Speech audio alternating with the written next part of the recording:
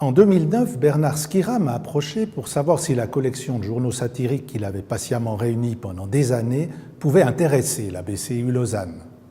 Quand j'ai vu la liste des titres concernés, dont une bonne partie remonte à plus d'un siècle, ma religion a été vite faite.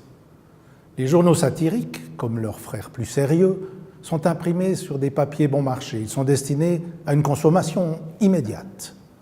Alors pourquoi conserver ces documents ? Eh bien précisément parce que leur statut d'objet de consommation courante fait que, historiquement, les bibliothèques patrimoniales ne s'y sont pas beaucoup intéressées. Dans le canton de Vaud, la loi imposant de remettre à la bibliothèque un exemplaire de tout document imprimé ne date que de 1938. Cela veut dire que nos collections de journaux vaudoises sont très lacunaires pour toute la période qui précède. Et Dieu sait pourtant si la presse constitue, en dépit de la précarité de son support, une source importante pour l'histoire sociale et culturelle. Et c'est là que des collectionneurs passionnés peuvent nous permettre de pallier des lacunes importantes.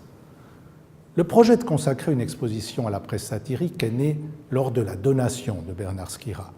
Mon idée était de ne pas simplement montrer des spécimens, mais de raconter une histoire, de mettre en situation un certain nombre de journaux satiriques romans.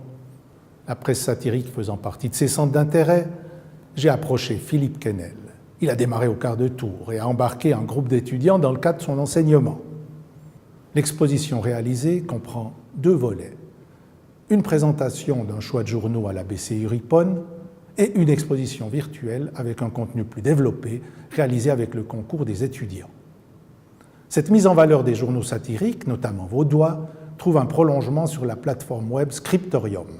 On peut y consulter librement l'ensemble des journaux satiriques vaudois publiés de 1839 à nos jours.